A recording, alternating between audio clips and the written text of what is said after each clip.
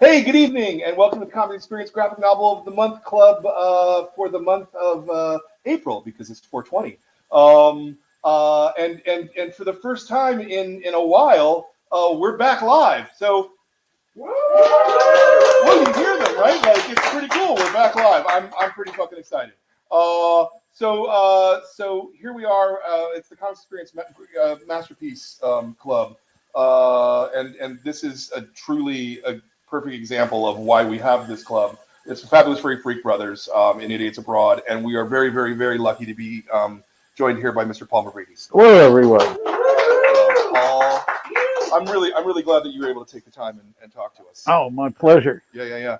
So my first question is pretty much always the same question to everybody, because I love this question. Why comics? Of all the different things you could be doing, and you do in a lot of different art forms, what is it about comics that attracts you, that excites you, that thrills you, that makes you want to bend over the table and and do that for 8 or 10 or 12 hours at a time? Well, at the time I was doing them, it was the fact that it was an accessible medium that was cheap and affordable, and had no editors. Unlike a lot of other types of comics, the underground scene, creators are mostly left to their own to choose what they want to write, and the editing comes in where the publisher either says yes or no. Right. So, but otherwise, you're on your own creating your work. Yeah. Like a novelist deciding what they're going to write a novel or a short story about, and then they try to find the audience. Right. Though a novelist, once even if they find their audience, then it goes through a whole editing process. Sure. Right. But you can't really do that with comics because you have to redraw it then. No. Rare instances, there's sometimes some emergency where something has to be changed. I don't think I've ever had to do that, but it's been known to happen. I don't know. It really is accessible. All you need is like a pencil and a piece of paper and an idea. You don't even need to know how to draw. All you need to do is know how to communicate with and have something to say or not say, depending on how clever you are. Yeah. What were the first comics you remember reading? Oh, the first comic book I ever bought, I think, was back in the mid 1950s, and it was that I actually picked out from a rack and went to a counter with a dime and put it down. It was A World's Finest. Oh, wow. And all I could remember from childhood was that it had a Batmobile on the cover, but I knew what year it was, so I tracked down the issue. I can't remember the number of it, but it was like, oh, sure enough. So, but I didn't get into collecting at that point. I think I was in the first grade. Dimes weren't easy to come by in those for that age group back then. It wasn't. I didn't really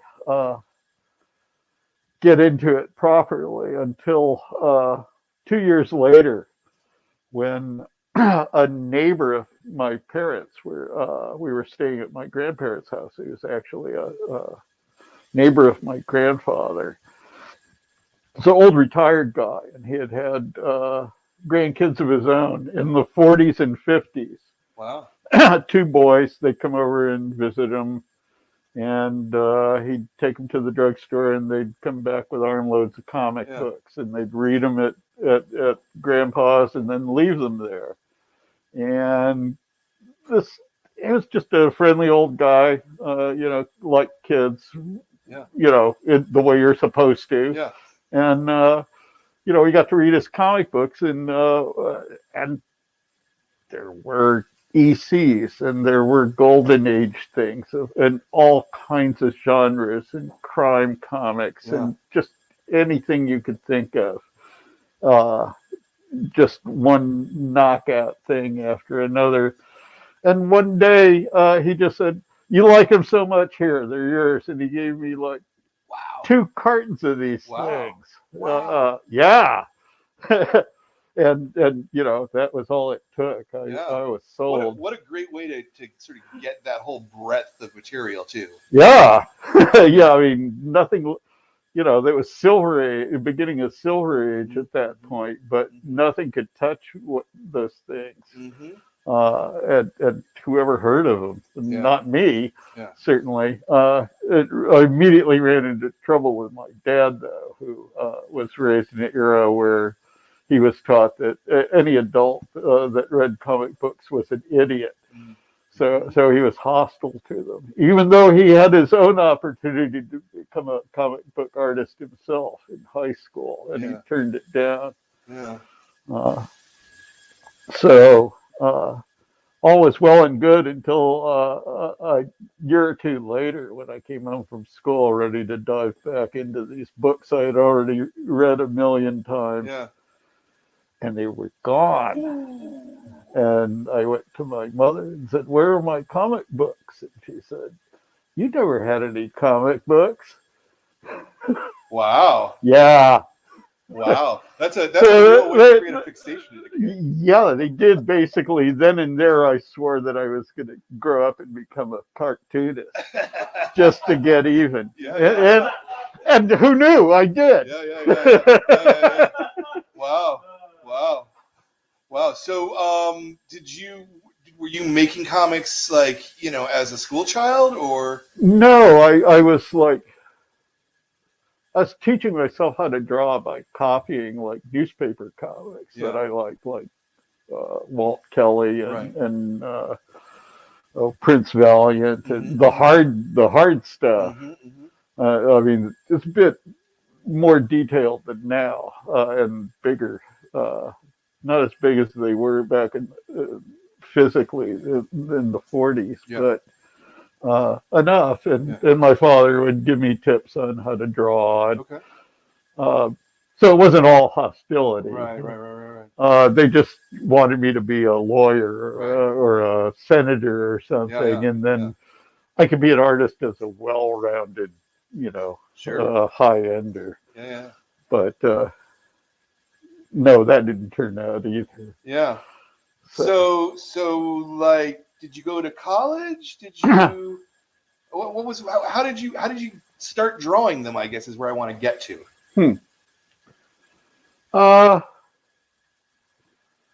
Well, no, I didn't go to college. Okay. I thought I was going to go to college, but by the time I was 18 and graduated from high school, my father and I were at such political ends that we like fought viciously for several years about literally anything you could think of. If I said nice blue sky today, you know, like, no, it's not, you know, or it would be in reverse, no matter who was saying what. But the upshot was, instead of getting to go on to university on my 18th birthday, I was taken out to a steak dinner, handed a $20 bill, and told to move out of the house that night. Wow. So, wow. Yeah. Surprise. Wow. So what did you do? Slept in the park that night, and then went to a friend's house and covered my eyes and threw darts at a map of the United States to figure out where I was going to move to. And fortunately, threw a dart and it hit Boston instead of the middle of the Atlantic, which happened on my first 2 attempts.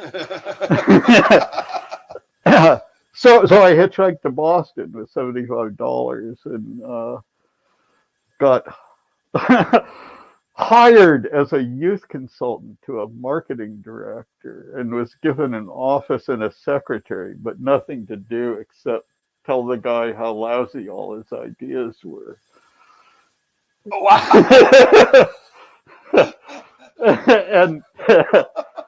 And then I had to move back to Ohio to deal with draft, which I did. Yeah. And somewhere along the way, I just kept drawing and doing art. I had been drawing and since I was a kid, and it just kind of came natural to me. I'd already at that point been reading the underground, beginnings of underground comics in underground papers and Yeah. all the alternative stuff that was developing. And like I said, it was accessible. Anybody could do it if you could figure out how to do it. Sure. And I was always my harshest critic. So when I didn't think I was good enough, I didn't try to like force my way in and get stuff printed. And started, learned along the way, worked for undergrad papers, learned about how to publish a paper and what went into that, and darkroom information, and just kept picking things up as I went along. Yeah. And it wasn't till I knew I had to move here if I wanted to actually do comics, because to meet these people. Sure. Otherwise, I was in the middle of nowhere where hardly anybody even sold the stuff. Right. So I did that. Yeah. Moved to Berkeley, started hanging out, meeting all the underground people and regular people too. I'm one of the rare underground guys that actually read mainstream comic books. And found some of them of interest. So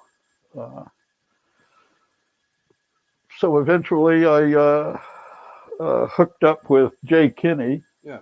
And we pitched a project to Rip Off Press for Cover Up Lowdown, series of cartoon panels, gags about actual conspiracies. Yeah. With references and all that. And that came out and just kept doing them. Anarchy Comics that Jay edited followed, and eventually Gilbert asked me to help work on the Freak Brothers strip. Yeah. I want to go there, but let me back up just a little, because I really want to understand kind of how, like, if it was syndication or how, like, what was the network of alternative newspapers like back in those days? Certainly by the time I came along in doing comics, in the 80s, there was the Guardian, the Weekly, things like, it was fairly established, but it was also seemed like it was pretty rigid. Whereas back in those days, it kind of seemed like it was the Wild West to me. Is that accurate at all? A little bit. I mean, again, it was like anybody could do it. If you had something to say, the means to turn it into something physical, a printed thing, wasn't that remote. There weren't Xerox machines yet, but there were mimeograph machines and other types of primitive technology where one could put together a zine. And in fact, that's how zines became birthed. So in high school, the kids would take journalism class and learn how to do a paper, and then we'd go off and start our own, underground high school newspaper with material the teachers wouldn't let us print. Right.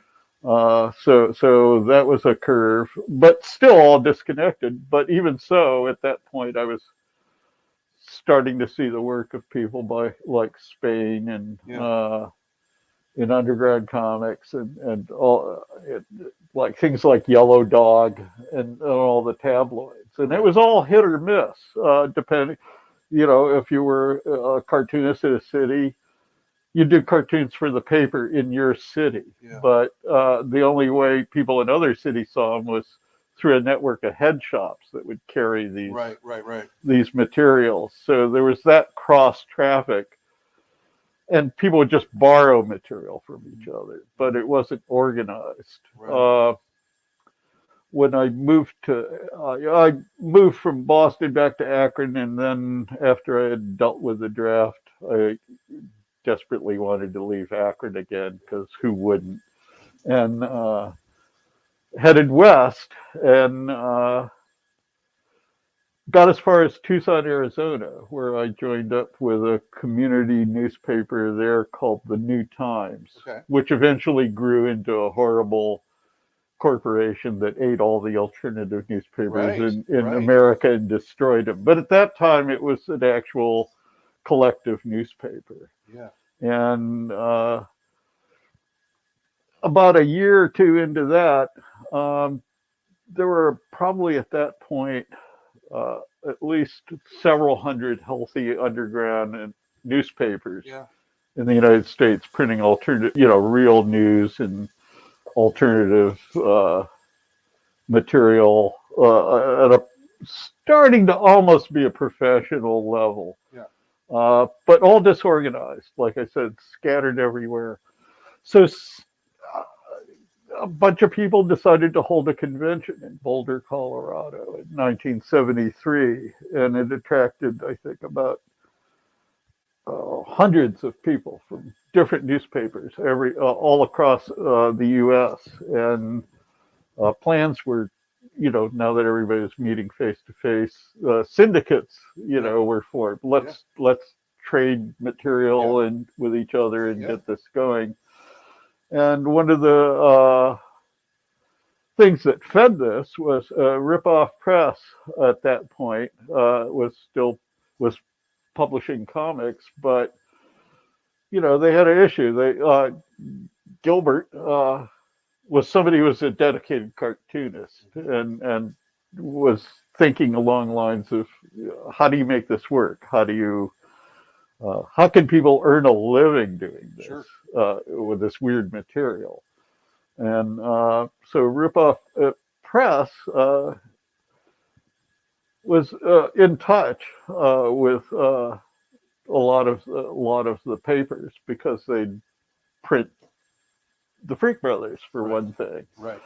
And so I'm not sure who was behind it, but a scheme was created where Ripoff Press would have a syndicate that offered comic material on a weekly basis to underground newspaper and alternative clients. Yeah. And the cartoonists would be basically paid to produce something once a week. It gave them a short deadline. And they would produce work that could then be collected in a book and published and already paid for. Yeah.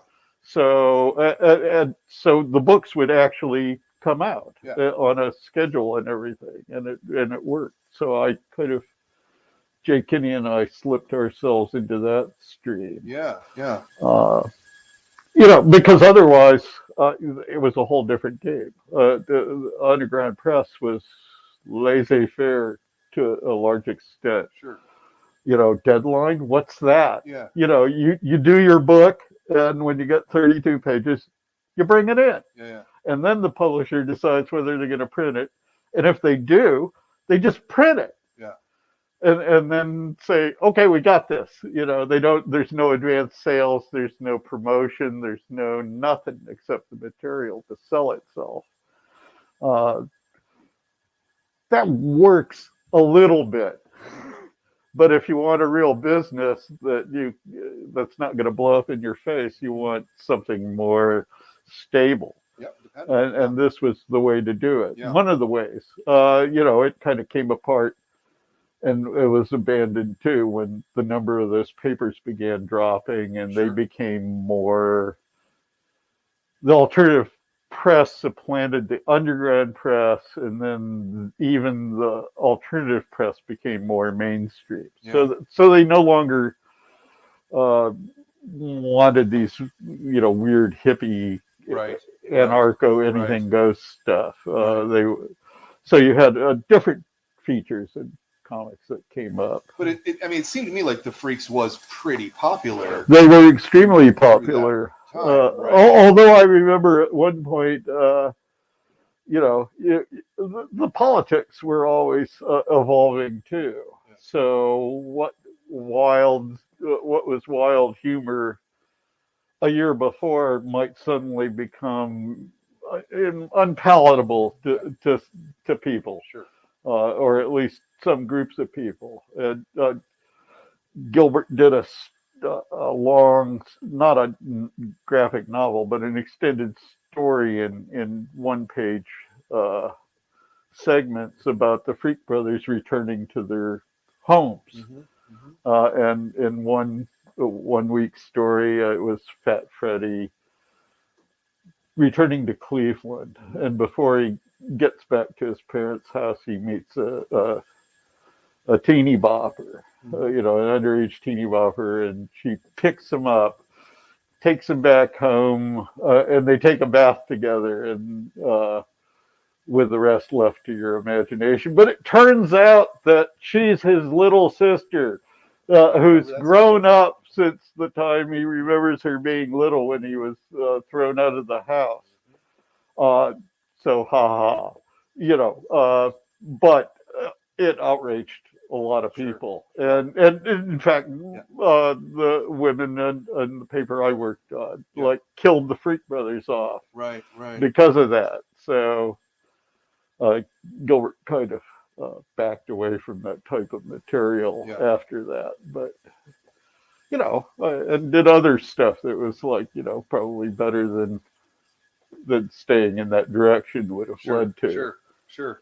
So when he asked you to be an assistant on Freaks, what was this? This was like 77? 78. Okay. What did that entail? What was the breakdown of work and how things flowed? And the first couple of stories. Well, Gilbert's method of working wasn't.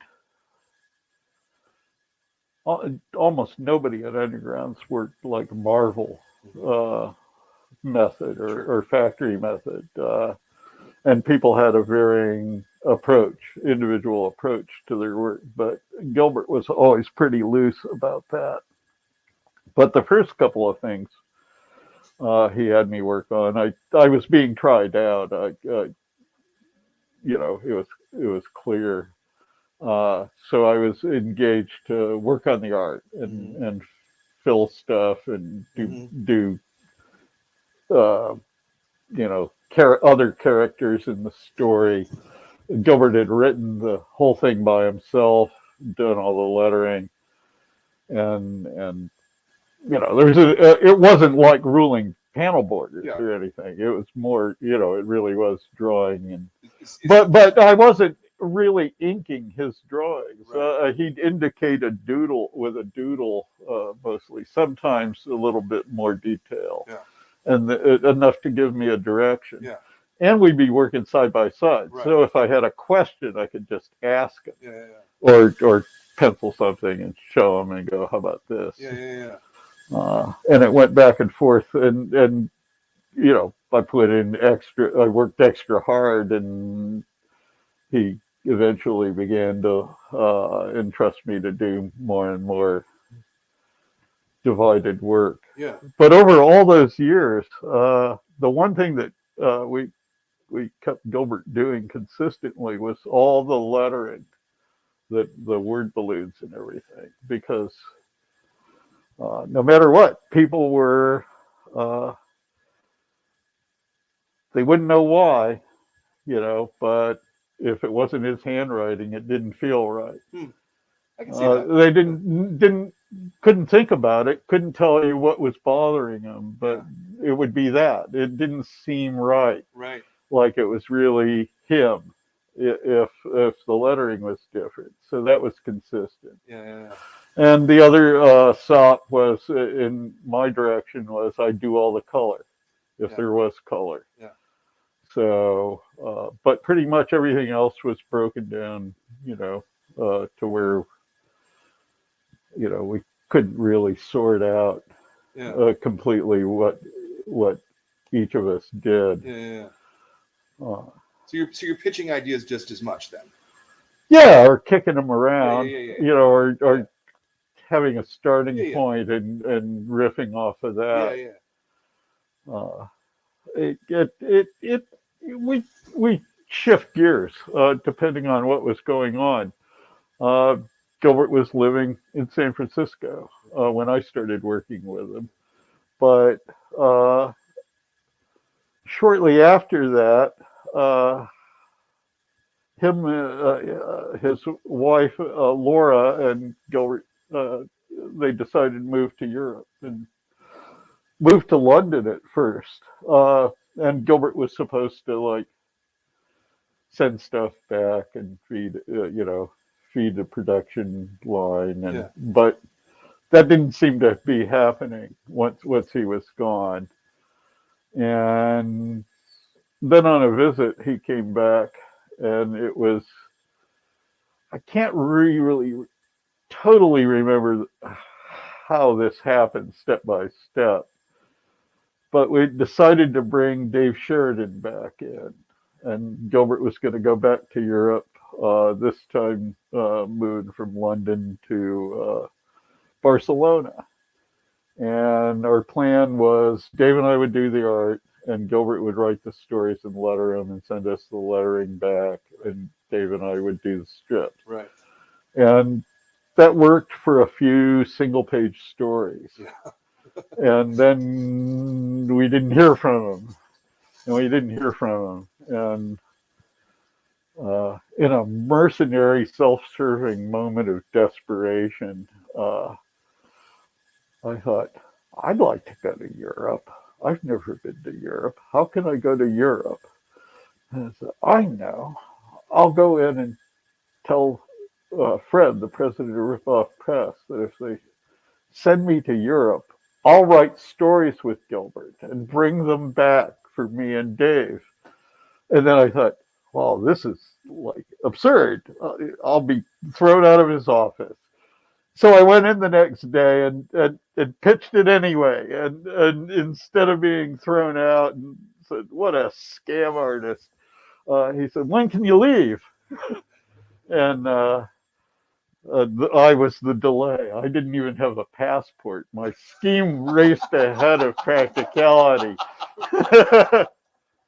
Well, but soon I found myself in Barcelona, and for 6 weeks, and we wrote a pile of stories, and Gilbert lettered him, and I brought him back, and we were doing that very thing until Dave got sick. He had a backache, had it checked out, and it was endemic cancer.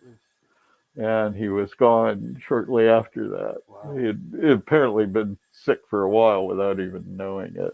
So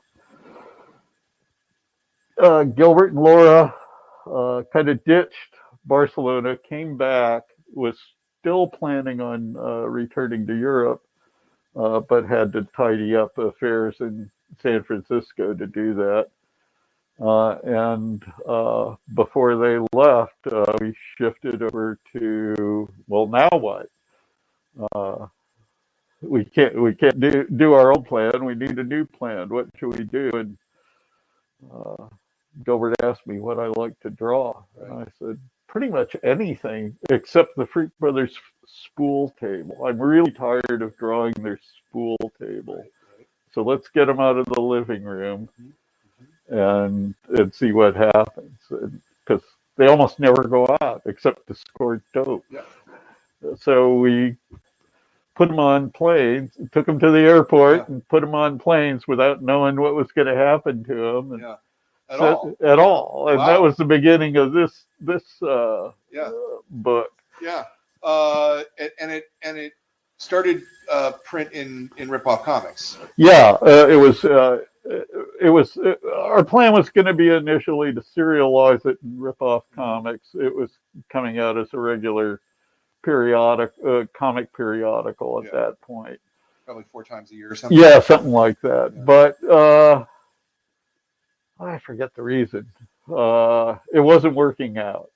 But it still produced like the first issues worth of pages to put out. And then we just shifted over to just working on the story proper. And I found myself returning to Europe every 1.5 to 2 years, and for a period of at least a couple of months, where I'd stay with Gilbert, and we would work intensely on. Ripoff Comics was magazine format. and Right. not comic book Right. format. Did that change how you guys thought about the page, or thought about the construction of the story, or did you see what I mean? Like, just the extra space. No. Yeah. We just dropped it into Yeah. that space Yeah. and made bigger or smaller margin. Yeah. Because the end point we was always going to be the comic book. Yeah. And this long story. Yeah. You know, we knew it was going to be 3 issues long. So we felt safe just rolling dice with our eyes shut for the first issue. Because we could set up enough, a juggling act by just throwing a bunch of stuff in the air and Sure. then giving us time to figure out how to turn it into a pattern as it came down. But it gets denser and denser and denser as the story goes along. Yeah. We developed it. We weren't just like, surfing the top level of it. And it became pretty clear to us after halfway through what we were doing and where it was going. Right. So it was a lot of fun doing this stuff. And the time spent sitting side by side working would get us to the point where I'd feel comfortable about like going back halfway around the world to like finish off pages and things. Right. And my approach to the material right from the start was to avoid it looking like a jam, like you'd see in those Zap Comics jams where everybody's just working out in their own style. I was a Freak Brother fan before I was a creator of them, a creator working on them. So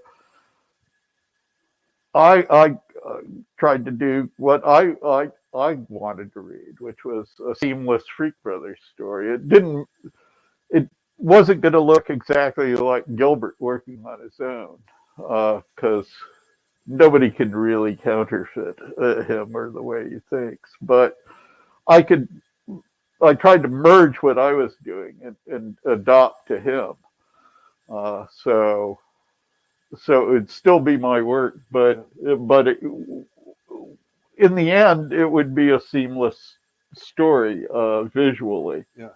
With its own kind of crossbred style. Yeah.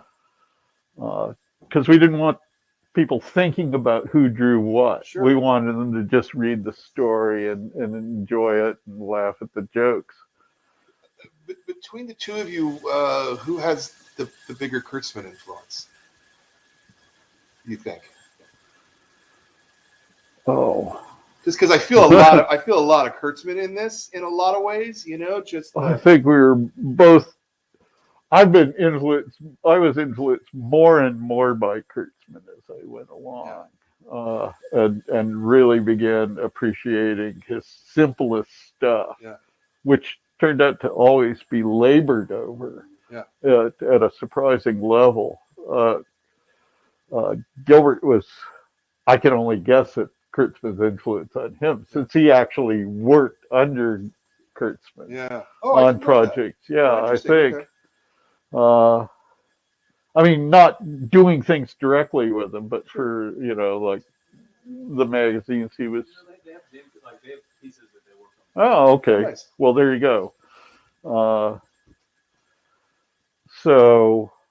But I came to really just be totally impressed. I was lucky enough in the earlier mid-1990s to be visiting Kevin Eastman in Northampton, Massachusetts, and Dennis Kitchen had moved there and had a really nice setup there. This was Tundra was still a concern and all that, right. I think, but Dennis had started agenting, and I was there. Harvey had just died, and his widow had sent all of Harvey's archives, Wow. comic art archives onto Dennis Mm-hmm. to sort out and see what was what. Right. And I was there the night Dennis opened them up, and they were like wooden crates, the size, bigger than a fridge, like a restaurant freezer would be in, except they were full of artwork. Uh-huh. And that's where we were both just agog going through this stuff, because he collected everything and kept it. There were not just the story or with like the printed version and all that, but the initial idea on a lunch napkin that went to a little bit of more doodles, and then like everything in order. You know, it didn't have to be any sorting. Yeah. And not just his work, he went around the EC offices, grabbing everything everybody else was discarding, going through their waste baskets, like smoothing drawings out and roughs and tracings and keeping those in order. Yeah, it was awesome. And, you know, but seeing that kind of thing, you know, with you got to actually, I got to see how these things were developed by the artists, and you know, step by step. It was incredible, and that just left me going, wow, Harvey Kurtzman, yeah, cool. But you know, it's kind of like Art Spiegelman. You know, you see their work and it's deceptively simple, but they've labored and thought about every casual line in it, which isn't casual at all.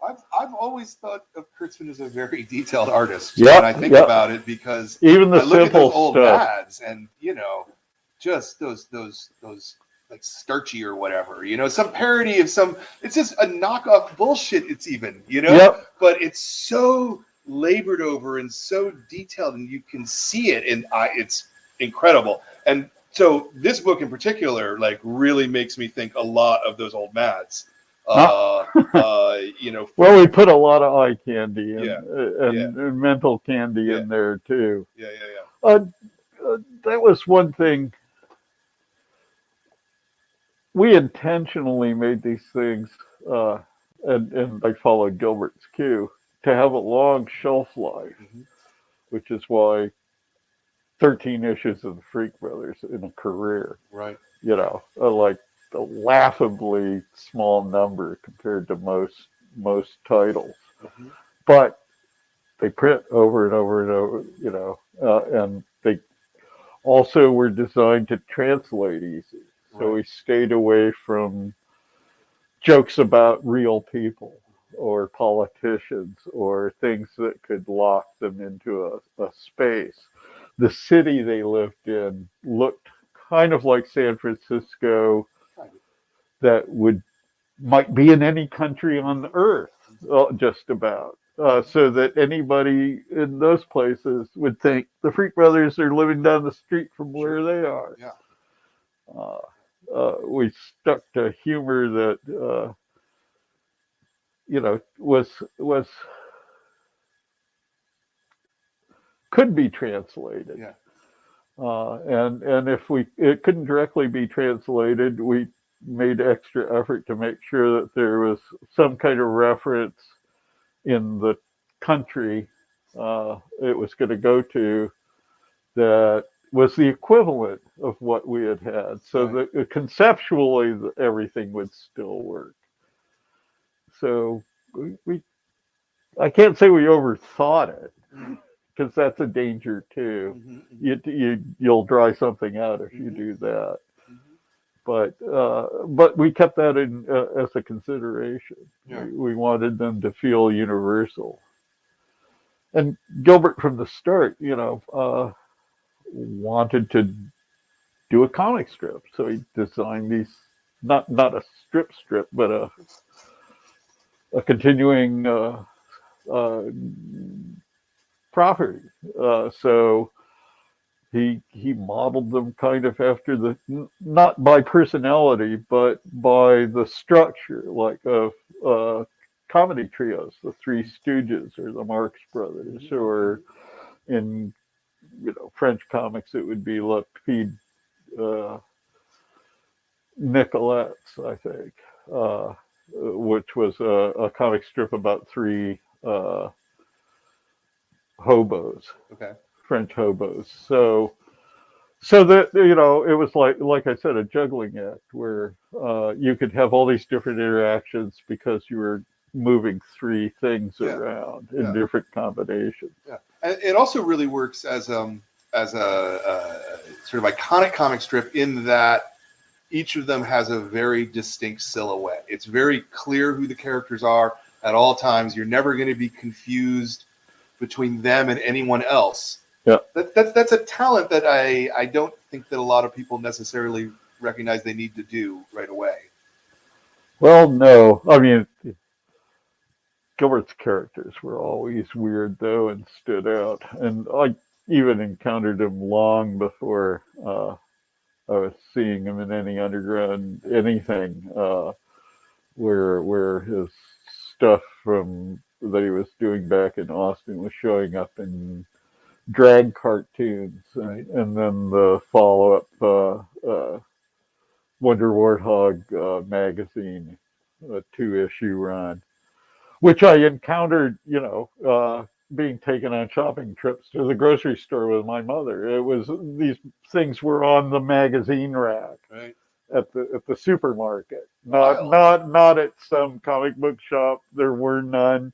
They were probably at newsstands too, but Mom didn't take me to the newsstand. So,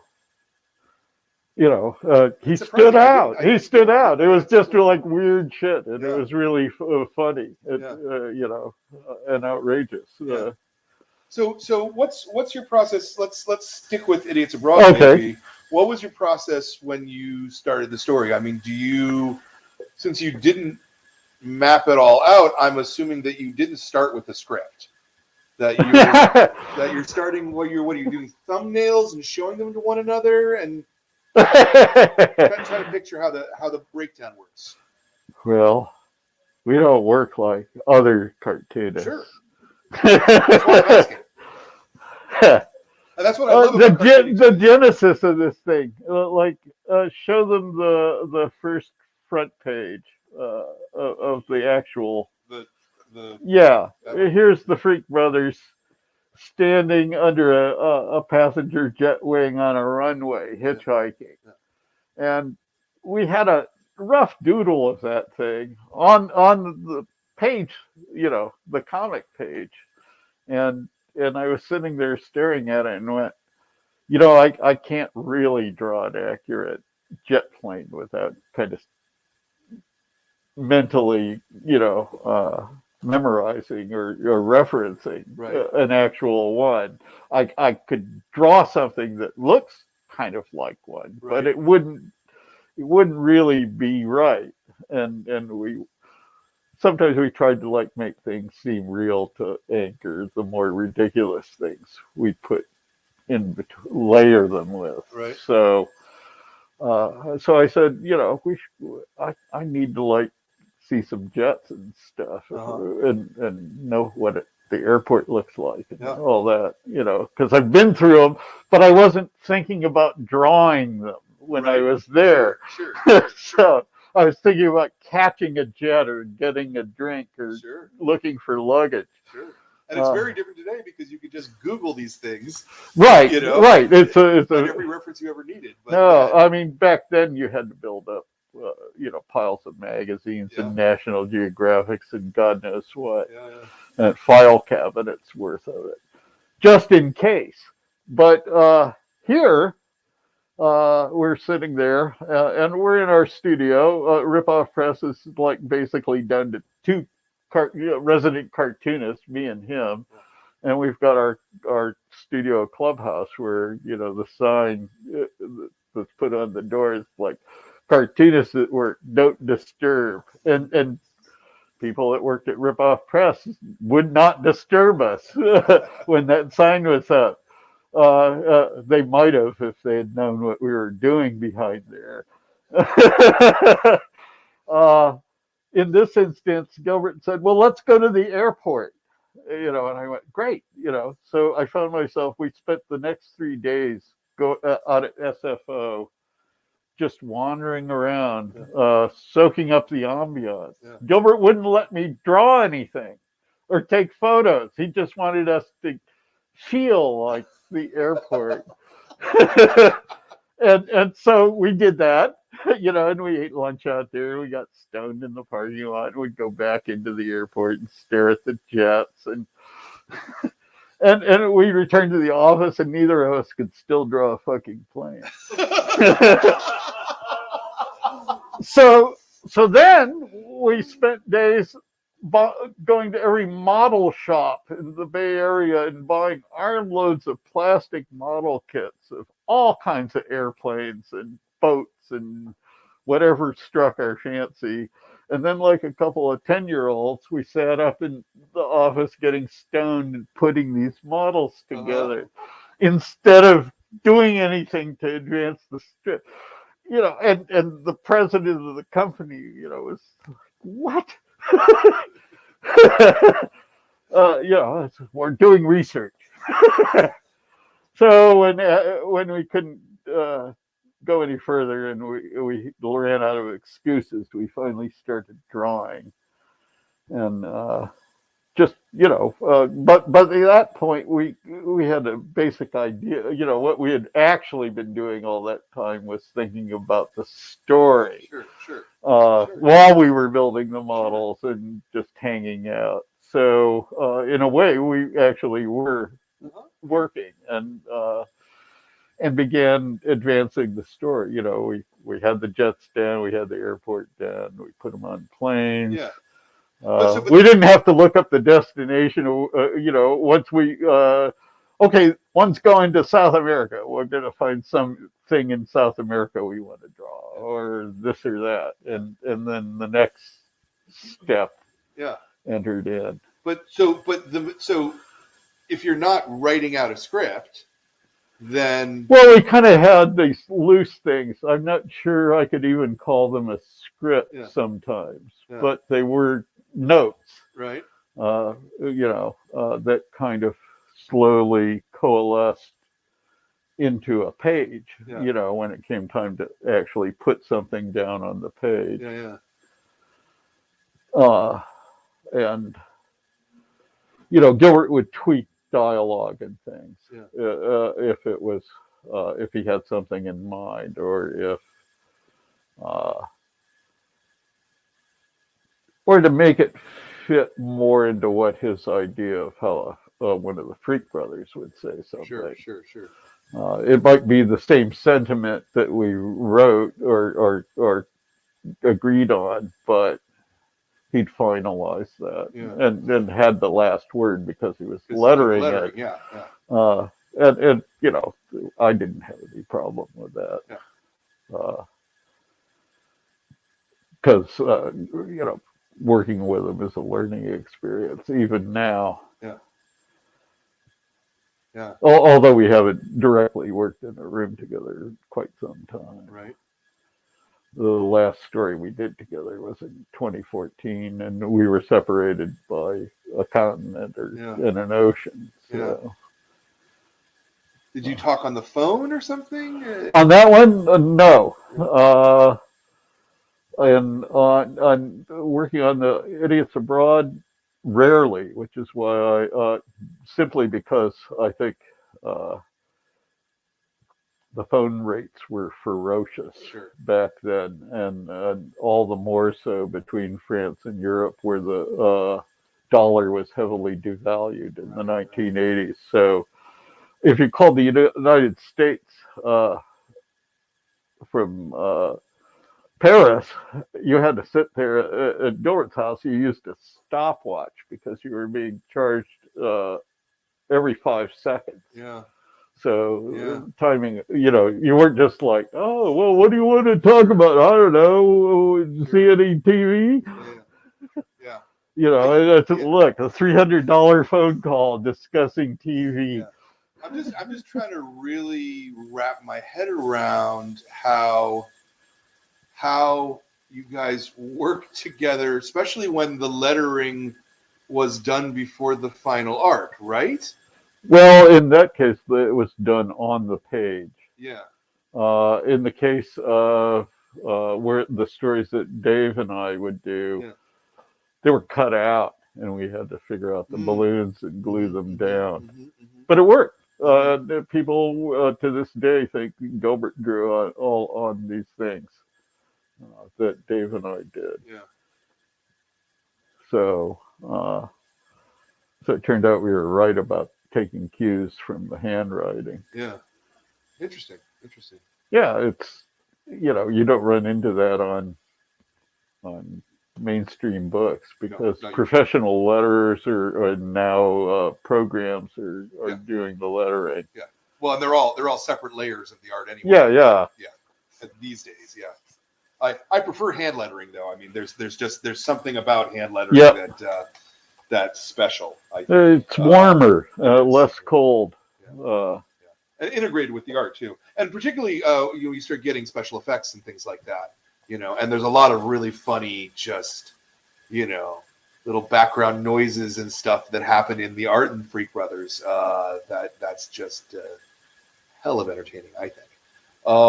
Let me see. Does anybody here have any questions before who else has a question?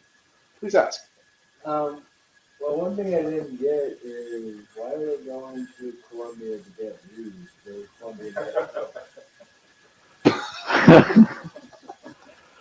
Because that was too easy, and they're the Freak Brothers. Who knew that they had money for plane tickets? That must have been the rent money. I was kind of wondering when they got to Columbia, how they were going to buy the weeds since they'd spent all the money. They're not forward thinkers. They kind of operate the way we do when it comes to writing a story. Well, if Columbia has bunches of weed, we'll just find some and we're there. Which kind of worked for me wherever I went. There was always marijuana without me having to look for it. Do you think that was because you worked on the Freak Brothers or despite of it? Sometimes both. Yeah. At the same time, sometimes. One time. What do you hope people walk away with after reading Freak Brothers? Any of the Freak Brothers? Yeah. Oh, a good laugh. Maybe some insight. Not as much as they once might have held, because the characters we're describing and the times really have shifted a bit. But still, some of the reactions are universal and carry from generation to generation, and certainly more so among, say, marijuana smokers, no matter what era they're from. You could go back in time and see that that's so. It's a distinct culture and mindset. No matter how much commercialization tries to be layered on it, it always comes down to an individual's brain being having its chemistry messed with. What if let's narrow his question a little more? What would you like people to take away from Idiots Abroad? Is that different than the strip itself? Well, an entertaining read, an adventure story, a cautionary tale not to act like these guys. Not that you could. You'd probably die or be in prison quickly. Right. There's a lot of kind of heavy political stuff in here. Stuff about religion that it gets touched on in other Freak Brother stories. But this is, I don't know, this is kind of a special opus to me. Well, I mean, I had an influence on it, so Yeah. I guess some of that psychology comes from me. Yeah. Uh, I'm not sure if I stop at what kind of comic do I like to read.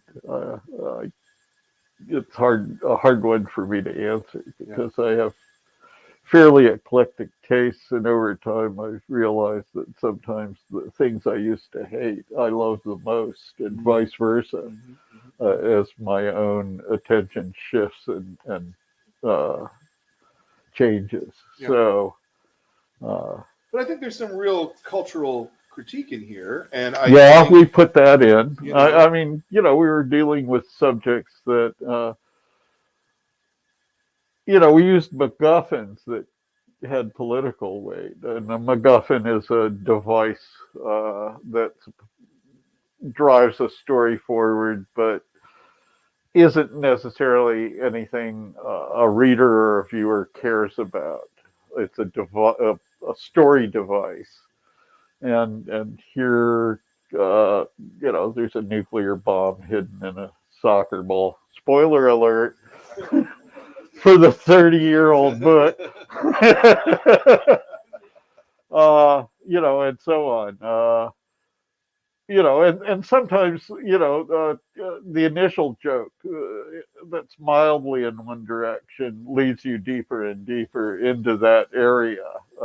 If one guy gets rich and starts a religious cult, then, that it's easy to think of, well, and then he enslaves his old friends, right. Literally, or this or that. And it's also, manipulating the characters and pushing them. And I mean, one of the things almost any cartoonist does is create a character and then torment them. Yeah, sure. No matter whether you love the character or hate them, you put them through the paces and do things to them that you wouldn't do to your friends, mostly. So and the end point is to still entertain people. Sure. As and in a way that and we wanted to give them a story that they'd read more than once. Yeah. Not just a bowl of popcorn. Like, yeah. Uh, so let's talk about something like, say, Phineas founding the religion, enslaving his friends. At what point did you come up with that? Because that's kind of the denouement of the story in a way. Yeah. Well, it was a good way to, they were all off on their own paths that had to slowly come together and intertwine, which was deliberate on our part. We kicked them over the cliff randomly, but after they were falling, we decided to start steering them towards definitive X's below, so that they'd hit exactly the way we want them to, even though we didn't know where they were going at first. With the church, well, at that point, I had already become deeply involved in another one of my day jobs, Church of the Subgenius, Right. and had quickly recruited almost all the cartoonists and people I knew who didn't resist one bit, which is the sign of a good cult. You don't have to hold people captive. They willingly fall into your trap. And Gilbert was among those because how could he resist? We even grabbed Crumb. But, Gilbert couldn't put Church of the Subgenius in our stories. Sure. So he kind of like, initiated this strain of fundaligionism and, but informed with the same type of cynical attitude that the other train was using. And only, this one was suited to our needs in doing this book. Yeah. The subgenius stuff is open-ended and Sure. doesn't require a denouement. It was 5-6 years altogether that Yeah. these 3 issues came Yeah, out. That's a long time to be telling a single story yeah, it is. that you're not sure where it's going necessarily. at And we first. were doing all these other things in Yeah. between all that. Yeah. So it wasn't like we were working on it the solid Sure. 6 years.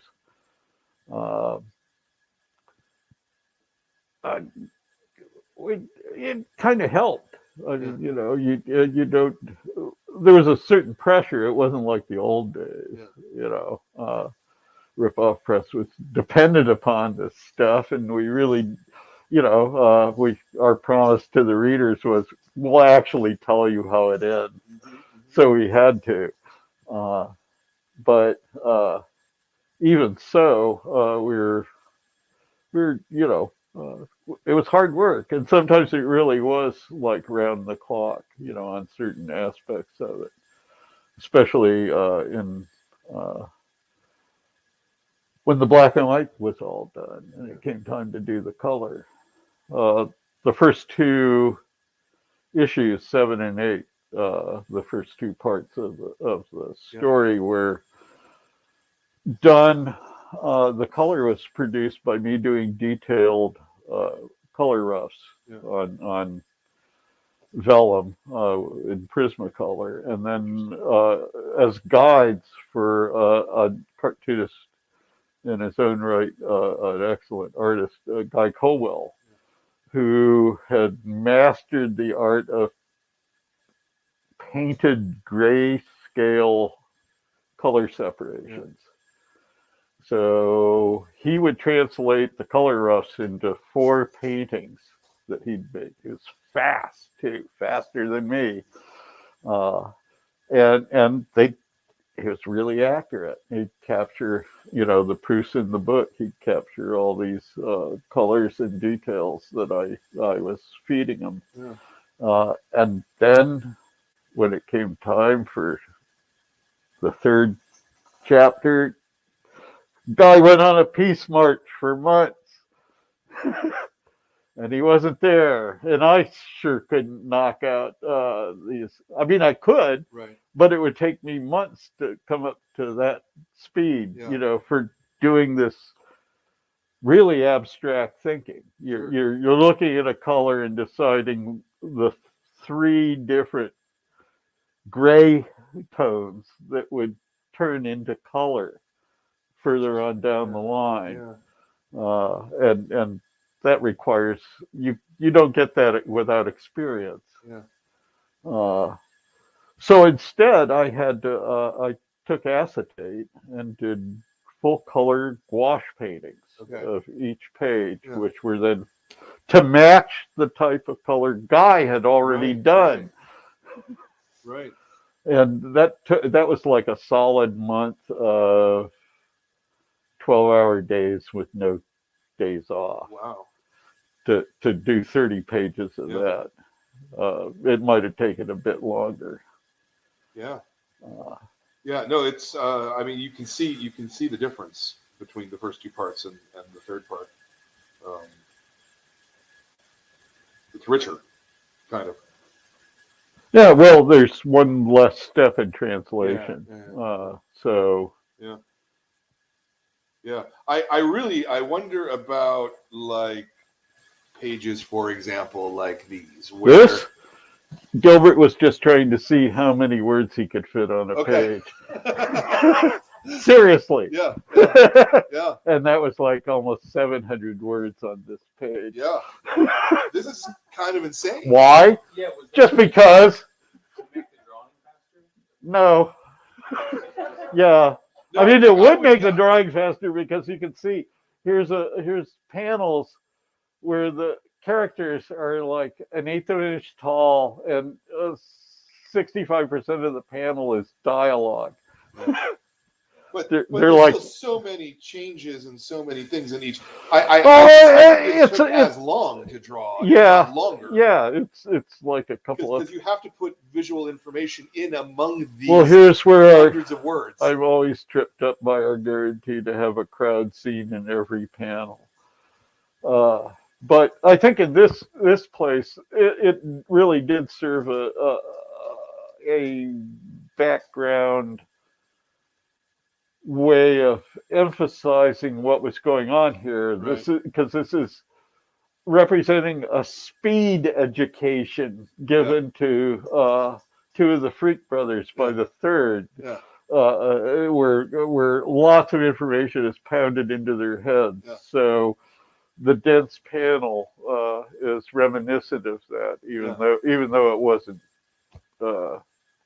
directly like planned that way. I love the fact that it was just an experiment to see how many words you could fit in. Well, even I was going, Gilbert, what the hell are you doing here? And he said, well, I just wanted, Yeah, it's crazy. Yeah, and then like color-wise, pages like this one I really love. Just the psychedelic, flying in the plane. Yeah, that's a lot of my art. In Yeah. fact, that's all mostly me there. Yeah. And that's where the models came in handy, Right. because we had a Russian MiG right there, even had the instructions so I could see what it looked like on the inside. Yeah, crazy. This is crazy work, man. This is just so, like, it still is fantastic now, and Well, thank you. It's hard to come up with things that hold up like that. I think, you understand why Fantagraphics led with this story. Yes. Yeah. Well, yeah. I mean, you put in labor and it shows. Yeah. But it doesn't always pay off. It has to be thoughtful labor. It's really easy to fill pages up with ink lines, Right. and come up with nothing. Right. And a whole lot of comic product is like that. It's true. Well, you're talking about product too, right? Right. It's product And first. and I don't have a problem with that, because there's an audience for that, and it fills what they're after. A variety.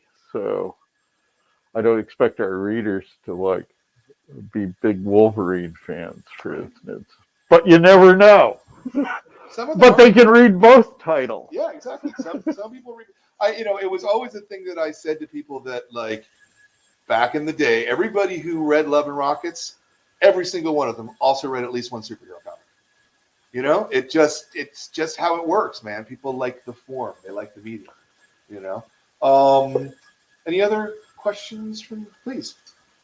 When you think back over all of the years that you've collaborated with Gilbert, how did that evolve, like, from when you started to kind of how you are now? Well, I don't go to Europe as much as I used to. And the publisher doesn't pay for it. But on the other hand, I mean, it kind of evolved along with the way the strip was done. I mean, I don't know what it would be like if Gilbert hadn't moved to Europe. Who knows?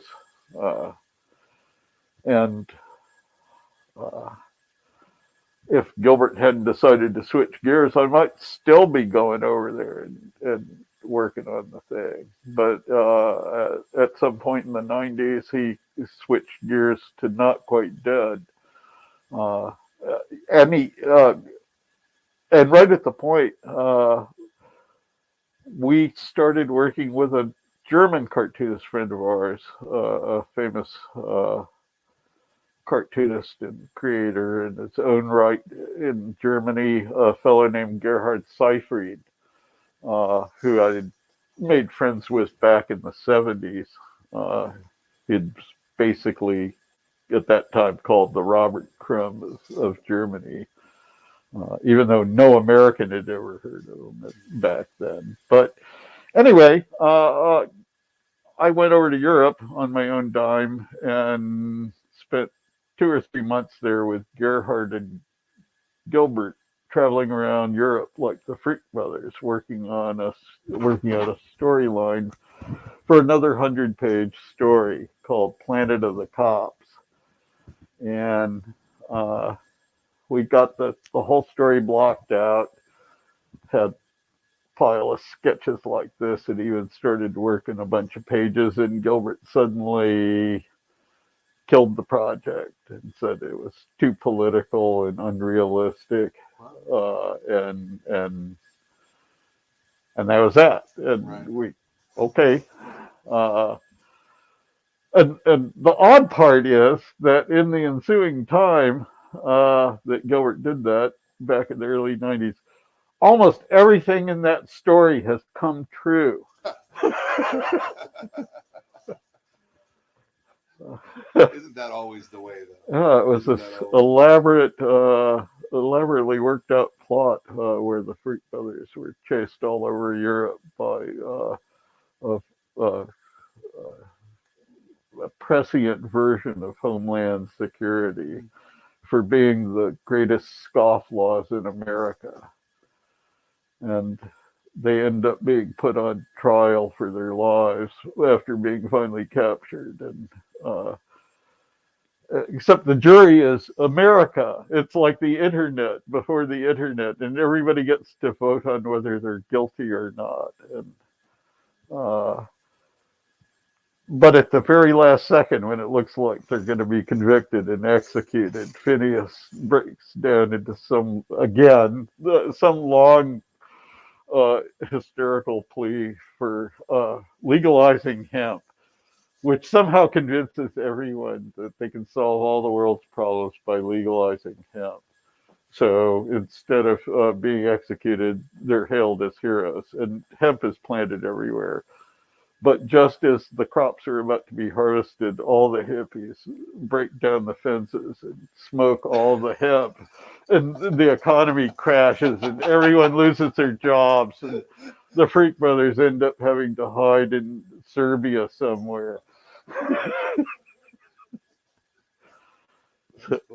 Yeah, see, Gerhard and I thought it was good. Yeah. Planet of the Cops. And where is that artwork? Gilbert has some of it. I have a little bit. Gerhard might have a little bit. I have some story notes. And just like in the Idiots Abroad, we spent what I thought was way too much time in French model shops. And Gilbert even went out and bought a French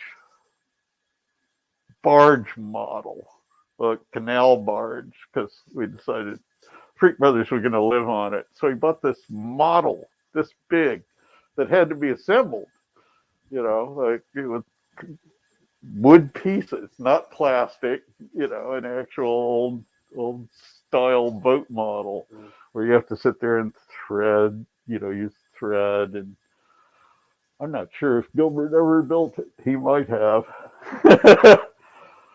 But, I think it would have been good. But who knows? It's almost inconceivable to me that there's a story out there that's a 100-page story that was well into production that isn't anymore. Well, I had another graphic novel that was slated for production that got killed off by my sales tax case in the 90s. Yeah.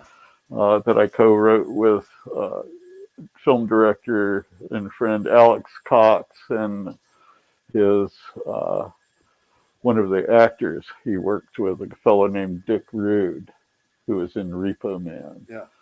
And it was called 1963 and a Half, and it was a science fiction story about the Kennedy assassination and alien invasions. Yeah.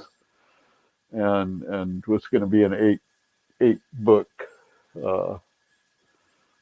200-page graphic novel. Okay. And going in, the numbers were all great.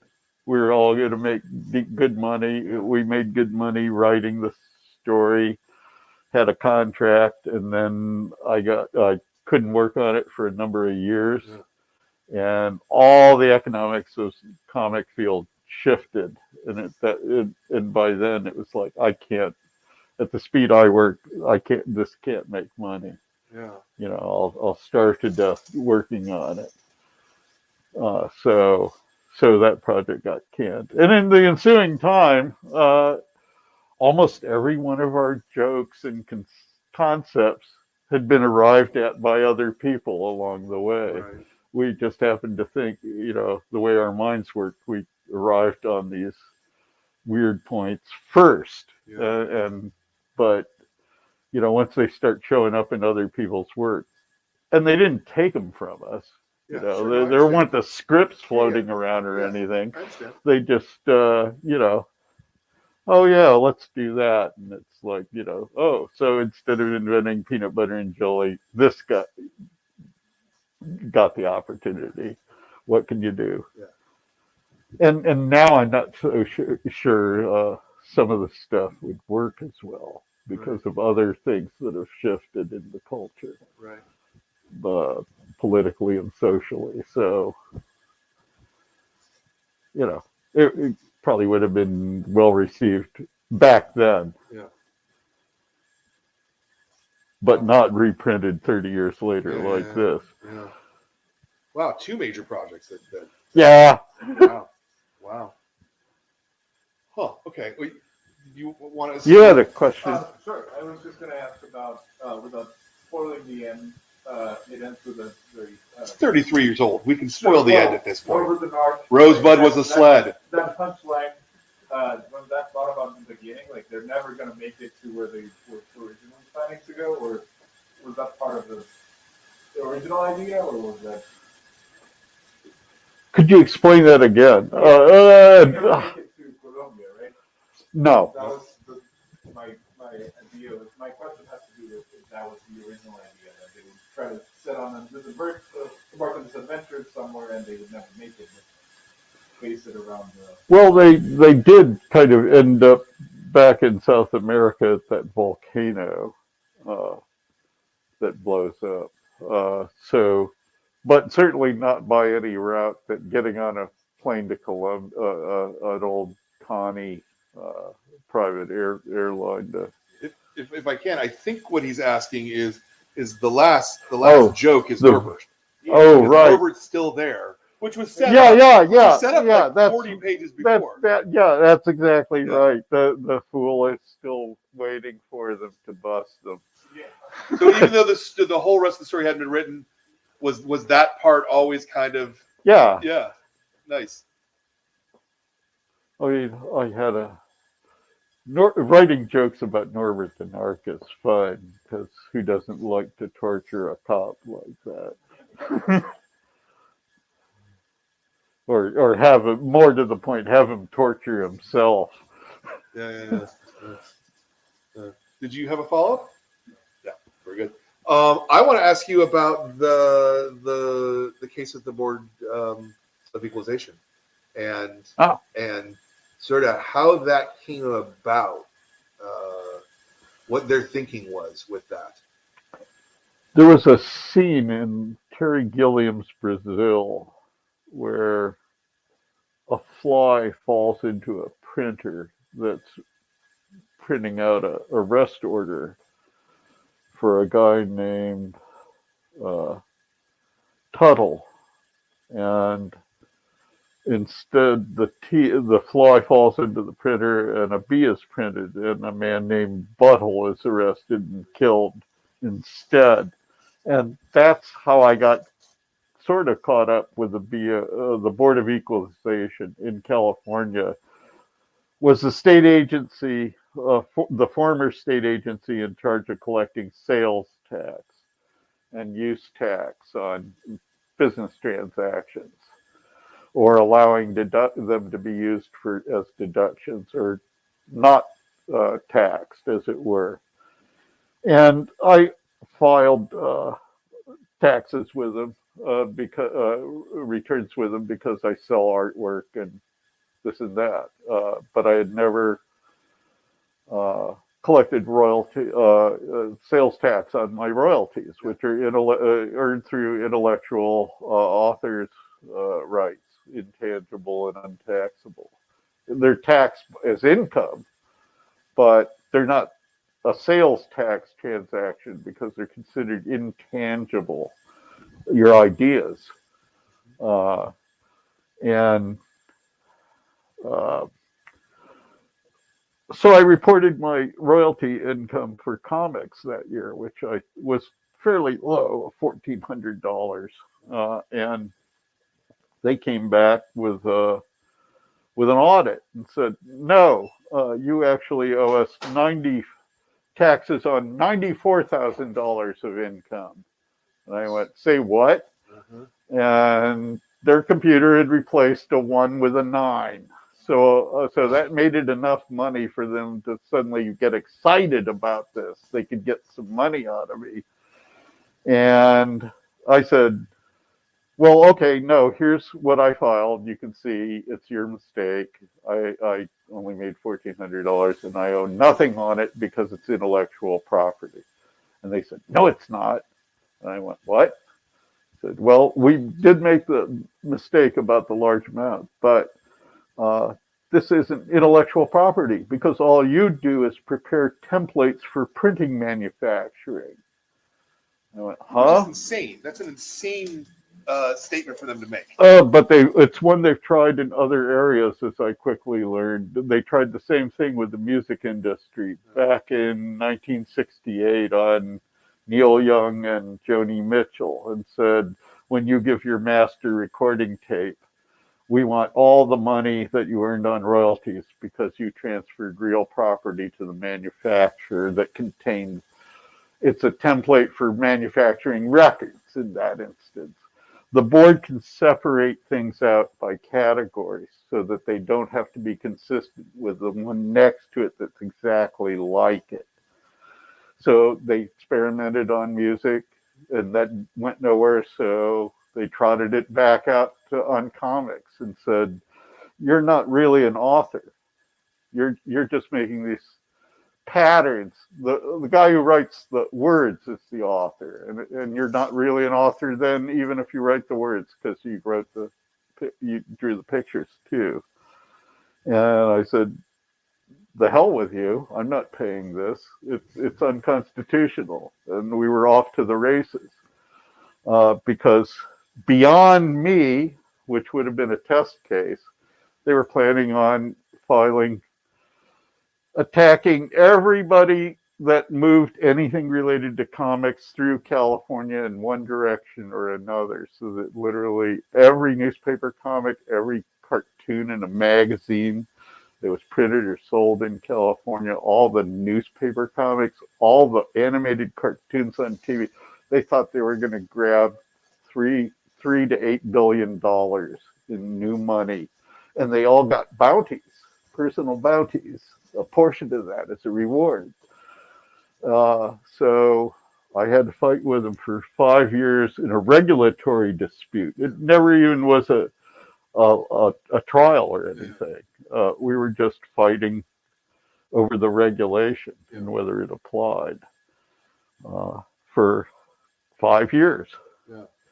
And the ACLU, the CBLDF, worked on the defense. Did they fund it all, or like how badly did you have to go out of pocket to?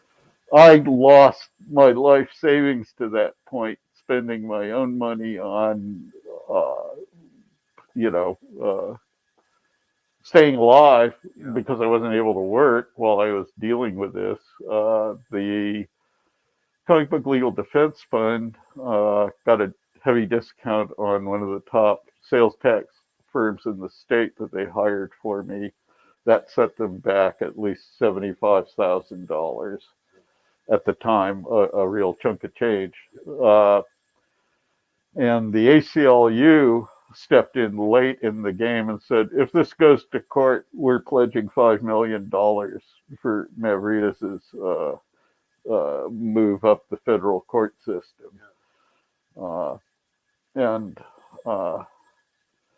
Their attitude, my opponent's attitudes shifted seriously when I walked in with my first set of lawyers that the defense fund gave me, because his suit cost more than everybody's income in the room.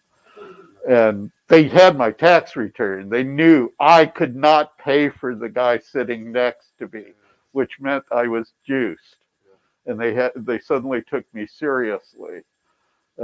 Because it meant I had friends that could pay for these things. Yeah. And along the way, I picked up two more corporate law firms, top shelf outfits. One paid by an anonymous donor from LA, who I suspect is a famous TV production person or company, and another one paid for by the Creators Syndicate, which was also facing an audit and a challenge for their own syndication from the BOE. So they were behind me in line. Yeah. So they were like shoring me up, since I was going to have to fall before they could get. If I didn't fall, they're free.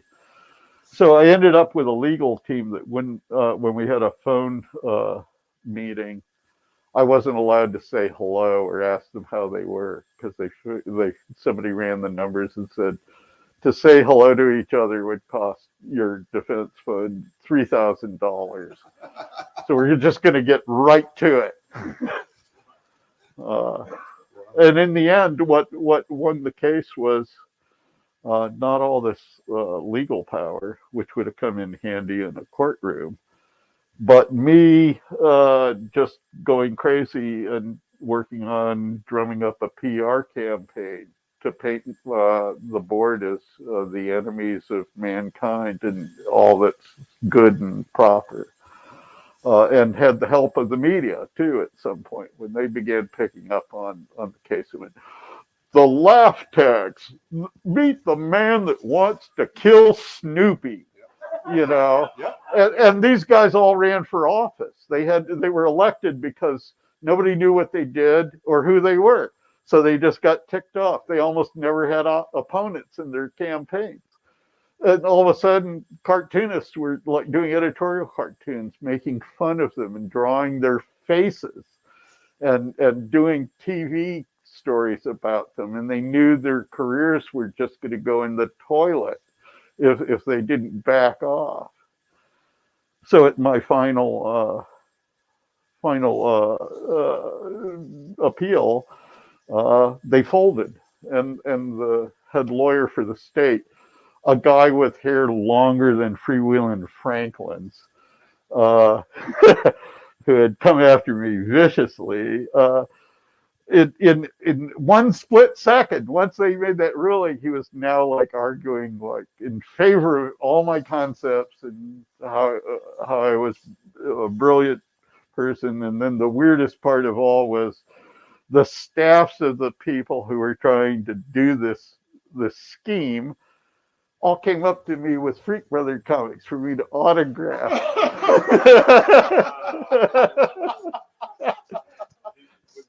Yeah, sure. No reason not to be gracious. Except for the one guy who said, MAVRIDES is little better than a pornographer.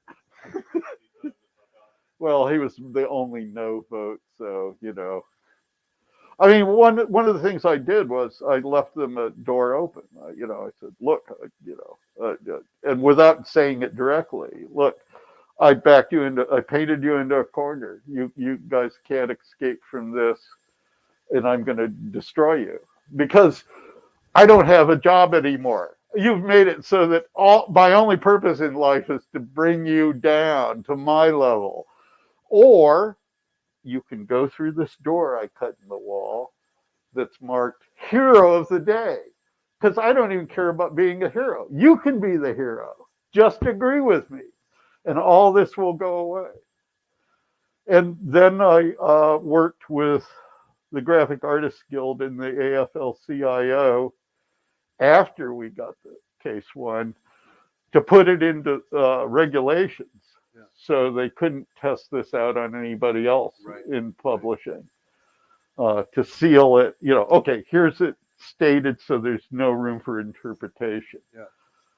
So we took care of that just in time for the internet to show up and get rid of all of that, because now nothing was tangibly transmitted or transferred. Right. Everything became digital, Right. and there's no sales tax on.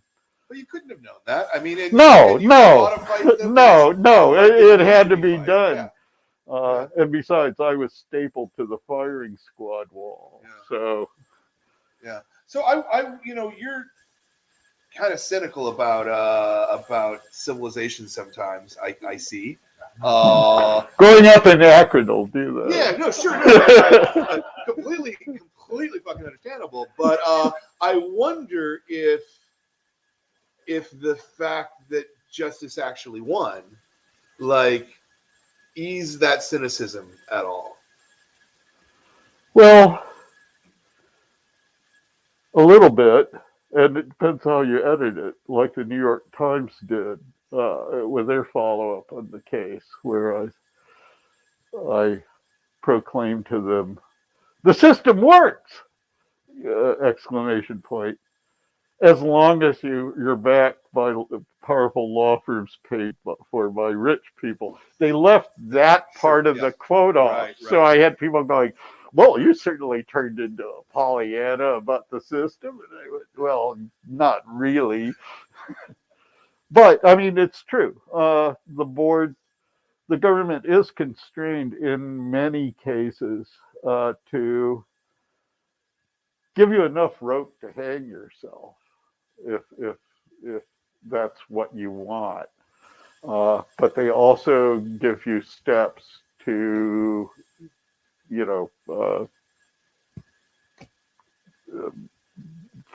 argue against that. And circumstances and the players are what determines how much of that is according to the way things are supposed to be and how they actually are more often than not, which is not according to how it's supposed to go. And the reasons for that are as varied as the number of people there are. So, but in this case, it worked. I mean, I was lucky that the comics industry had as much bank as it did at the time the case started, because in the time my case unfolded, it went from a $3 billion a year industry to Marvel Comics collapsing. Right. And in fact, I was trying to get a letter of support.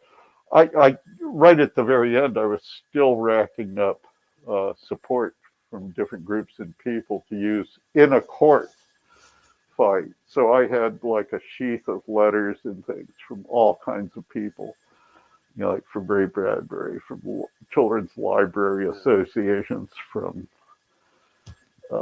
to pull out should I need it. But and now I forgot where I was going with this. Well, I called Marvel Comics for one, and for a month, the person I talked to the day before had been laid off or fired. And I was speaking to a new person every single day until I got to the head of Marvel, who was the only, he even got rid of his secretary at that point. It was sitting in the empty office by himself. That was, I forget his name, but he managed to pawn the company off on somebody that re-energized it. But, it was kind of like weird. You think, oh, Marvel, the bullpen, this and that, it's like, what? I had this image of this, like an office floor after the .com boom blew out. It's like all this furniture with nobody sitting in it. And the phones removed, and so that was going on. So if the timing had been different, the defense fund wouldn't have been there, or rich cartoonist A wouldn't have stepped in, or this or that. Because we weren't fighting over that much money, like about $900 in Sure. all. But the downward effect that really Right. had, Well, they would have every cartoonist in they would have California. turned around and just started hammering people, starting with the people that I did business with. And one of those would have been Image Comics, who got suddenly panicked when I pointed out after they had said, "We're too busy making money." And I went, "Well, that's good, because you're going to need it to pay your taxes once I lose." And they went, "What do you mean? You don't." I said, "I worked for you. I did a page in Spawn.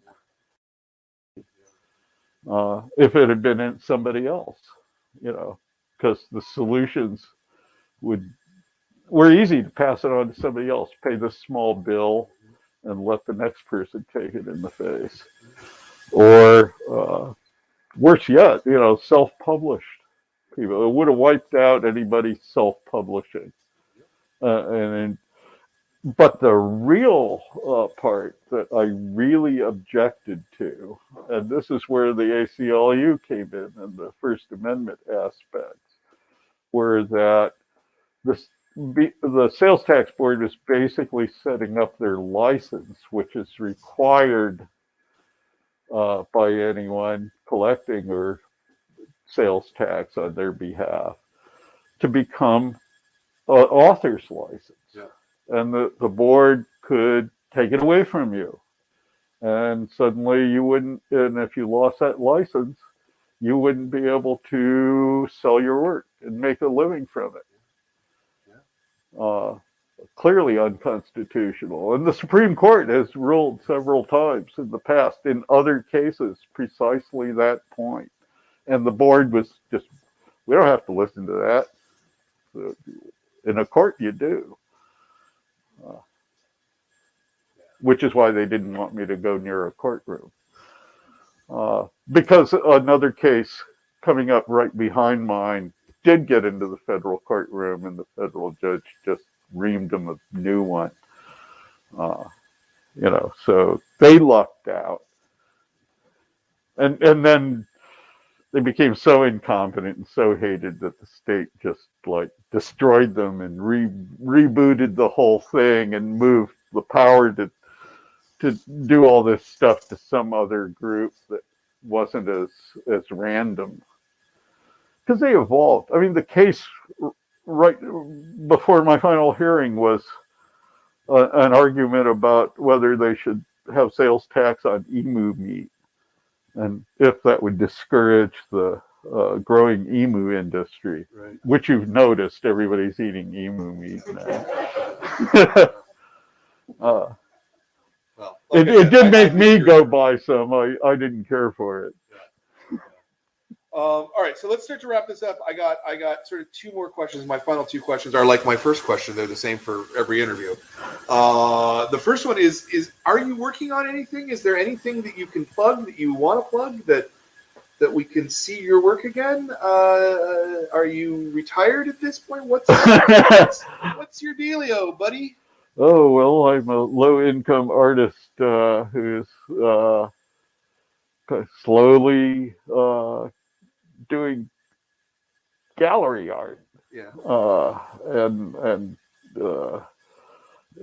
slowly putting together an art book for Fantagraphics. Okay. And whatever other projects might kick into my path. Yeah. With no specific comics stuff? No, I don't see. I mean, what gets printed now? I mean, nothing in the comic book form in the alternative, like and even if it was, there's no focused audience to consume it. Right. And I work so slowly by myself that doing a graphic novel would just be a suicidal slog. Yeah. I'm 70 years old, Yeah. So paintings and conceptual art and understandable. this and that. I was just sort of hoping that you might have had something that you've been tinkering. No, You know, big reveal. Oh, well, this is a good time to announce my, That's what I was hoping for, my you know. plan to dominate the planet and bend every creature to my will through that one. That's what I'm trying to say. We'd be down with that. All right. Well, so and then the last question is we do have a lot of people who because you're somewhere in our 250th interview, somewhere like that. So we have a lot of people who watch this who want to be cartoonists themselves. And the thing I hear all the time from wannabe cartoonists is, how do I start? What do I do? How do I make comics? So if some young person came up to you and said, "Mr. MAVRIDES, sir, how do I make comics?" What would you say? What would pop into your head? Get your parents to throw you out of the house. Barring that, pay attention to them. Expand your horizons beyond comics so that they inform your comics. Read comics. Look at them. Think about them.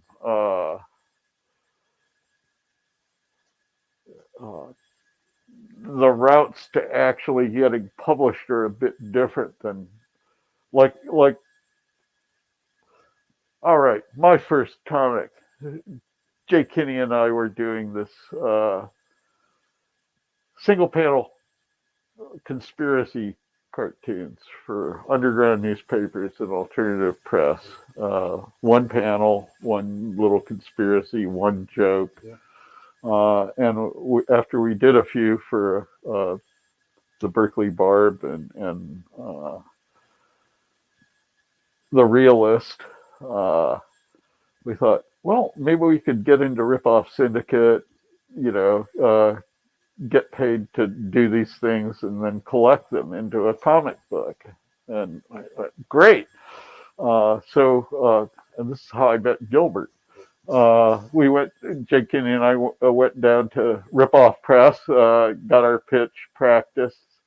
I brought every piece of paper I had ever scribbled on in my entire life in this 300-pound portfolio and went up to see Gilbert Shelton.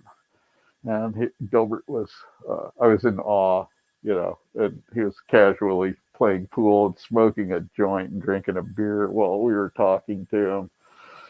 Jay and I, give him our pitch, and he goes, "Okay." And I went, "What?" And he goes, "We'll print it." And you're like, "Okay, we'll get the contract, and that's it." And he went back to playing pool, and Jay and I left. And before that, I said, "Don't you want to look at my art?" Nah. If Jay says you can draw, you can draw. And I kind of went out feeling elated and depressed at the same time. It's like that was too easy. But that's all it took in my case. Of course, I spent thousands of hours doodling and drawing and all the things that go into that. Memorizing all those comic books that my parents burned, so that even though they burned them, they were still here. I love it. I love this book. I really do. I'm so glad that you were able to come. Well, thank you for having me. Oh, of course, man. Of course. I don't know. As I said, this holds up. There's not very much stuff from 33 years ago that really holds up, I gotta say. It's weird. There's stuff from 60 years ago that holds up, but not so much stuff from 30, 40 years ago. Can't always predict it. Doesn't age right, and this does. I don't know. Well, read the Freak Brothers story, the Freak Brothers in the 21st century. A lot of it's uncomfortably came true. Yeah. Yeah. But coming true isn't the same thing as holding up. Yeah, that's for sure. That's for sure. So yes, no, thank you for making this. And really, this is, as I said at the beginning of this to me is kind of the definition of a comics masterpiece. If you're sitting and watching at home You know, Praise Gilbert too. Praise Gilbert too, yeah. And if you were to buy a copy from us, maybe Ben will put the web store up at the bottom of the screen. Every copy that we have also comes with a signed bookplate by both Gilbert and Paul, which is kind of amazing, actually. These are from France, so yeah. Oh la la. So that's pretty cool. A little bit of other business. I just want to mention that we have two other clubs. One is the Kids Club, and that meeting is happening on Sunday for the book Squire. Sarah Alfagim and Nadia Shamas are the creators. It's Sarah who's here, right? Sarah is going to be here in person, and Nadia will be on a video call. So that'll be this Sunday morning. And then next Wednesday is it's the new book Adult Club. And the book is Nice House on the Lake. And author James Tinian, who is pretty much the hottest writer today in mainstream comics, because he was writing Batman and a bunch of other stuff. And this is a really spectacular book. So that'll be next Wednesday. I hope that you guys can come back and make them, and I hope everybody at home gets to watch this. I want to thank Ben for running the show. I want to thank Jordan for being a producer and doing a bunch of behind the scenes stuff. I want to thank Kat and Katie and Zoe, my staff, for being so goddamn good at their jobs that I'm allowed to sit around and yeah, exactly. I can waste time talking to cartoonists because they do all the hard work. And I want to thank all the members of the club, because if we didn't have you as members, we couldn't possibly do this. In fact, we couldn't still be a comic book store probably anymore, not in an expensive city like San Francisco. So it really makes a huge difference to us. And I want to thank you, Paul, and I want to thank all creators for making comics, because we wouldn't have a store without you. And so you really wouldn't have it without the readers. And the readers as well, yes. Yes, but the dreamers, you have to dream the dream. Well, yes, everyone is required to do their part. Exactly. Comics, yeah. Right. Okay. Yes, give that around. Yeah. All right. Thank you all very much. We'll see you again Sunday morning. Take care.